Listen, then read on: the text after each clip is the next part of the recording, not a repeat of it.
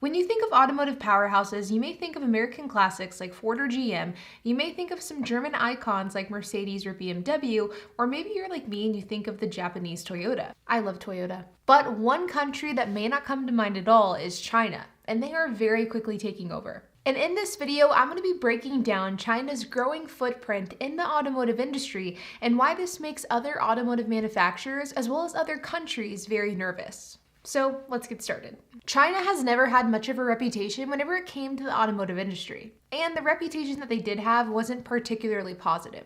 In fact, for a long time, any worldwide presence that China did have in this industry had come with partnerships with much larger players like GM, Mazda, or Nissan, which I know for me is something that I've always found very surprising, given the fact that China is such a powerhouse when it comes to global manufacturing. And I've always found it a bit odd that they haven't had that same stronghold whenever it comes to vehicle manufacturing. But this is currently changing because Chinese automotive manufacturing and automotive exports from China have been sharply increasing. You can see here that over the years, China has dramatically increased the amount of vehicles that they produce. In fact, automotive exports from China to other countries increased by 54% last year, and China has officially surpassed Germany in vehicle exports, becoming the second largest automotive exporter in the world, coming just behind Japan.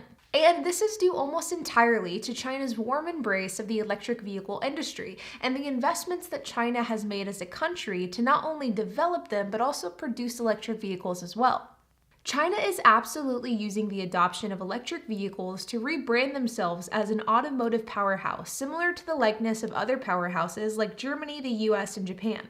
And China not only has the growing list of domestic electric vehicles, but they also produce some more well-known worldwide vehicles as well, like the Tesla Model 3, the Polestar 2, which is Volvo's luxury EV arm, and Volkswagen, as well as many more. But we aren't just seeing foreign-produced cars being produced more often in China, we're also seeing Chinese manufacturers producing more of their own cars for exports outside of China as well.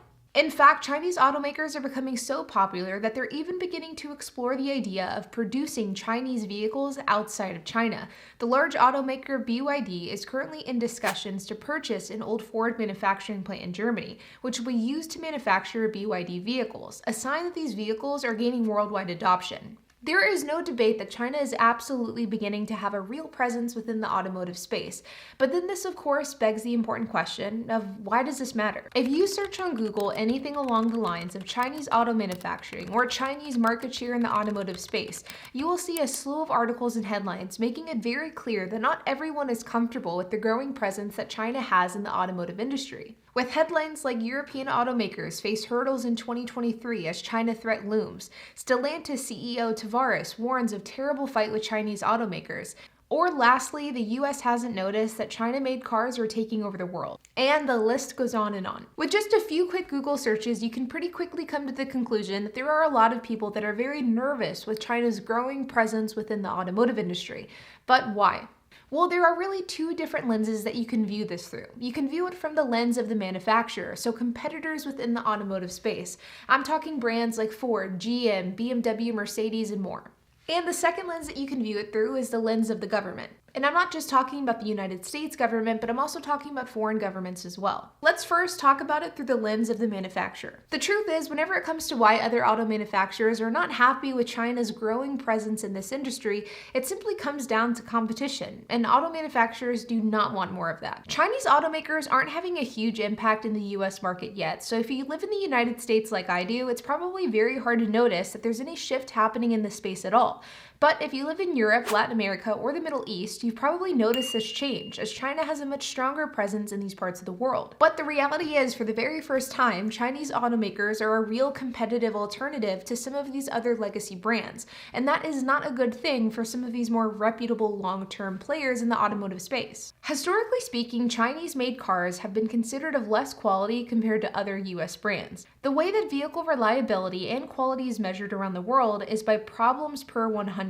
So out of 100 cars, how many of those experienced either reliability, maintenance, or quality control issues? And you can see in this graph, it shows how many of these problems were measured in Chinese cars compared to American ones. The higher the number, the worse the quality of the vehicle is. And you can see that back in 2006, Chinese vehicle quality was significantly worse than the American market averages.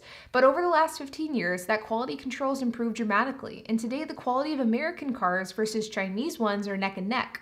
So for the first time ever, Chinese cars are actually a real comparable alternative to an American one, at least from a quality control standpoint.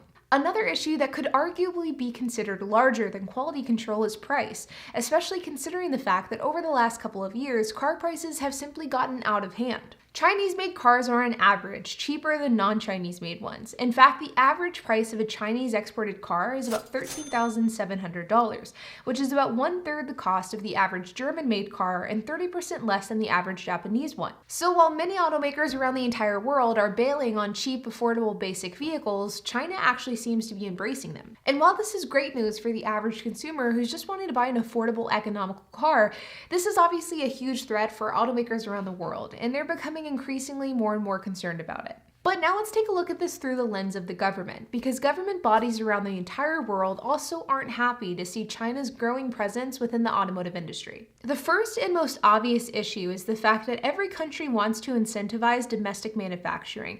Every country wants to encourage production on their own soil. And if a foreign country begins to produce more and more competitive vehicles at an accelerated rate, well, that is obviously going to be a growing concern. And this would be true whether this was an adversary like China or an ally like Japan. But the reason why China's growth within this industry is more of a concern than, say, if it was Germany or Japan or a number of other countries is because of the fact that China is in fact an adversary, not an ally. You don't want to have to rely on an adversary for something as important as transportation. And if China was to become an integral part in, say, the US car market, then it could leave the United States vulnerable in the future. This is why you're seeing the United States and other countries worldwide quickly taking action to stifle or slow down Chinese manufacturing.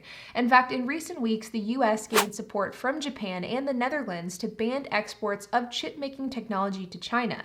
This is after the United States had already banned exports of artificial intelligence software to China as well. There's even been discussions of imposing higher tariffs on Chinese exported vehicles versus ones from other countries. And this is something that not only the United States is talking about, but other countries as well. The overall consensus from a government standpoint is that China's growing footprint in the automotive industry is not a good thing.